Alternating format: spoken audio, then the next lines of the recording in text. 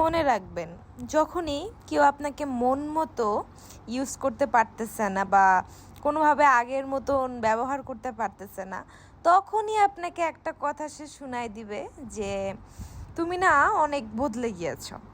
তাই তো।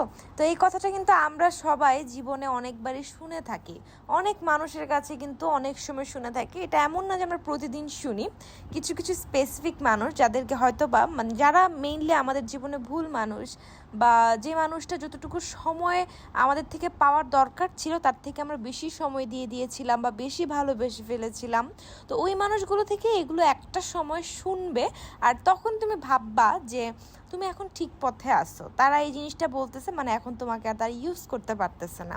তো এই কথাটা শুনলে কখনো কষ্ট পাবা না বা ভাববা না আল্লাহ আমি কি আসলেই বদলে যাচ্ছি, সেটা না ভেবে তুমি নিজেকে বাহবা দিবা যে বাহ, আমি তো এখন চেঞ্জ হতে শুরু করেছি, স্ট্রং হতে শুরু করছি।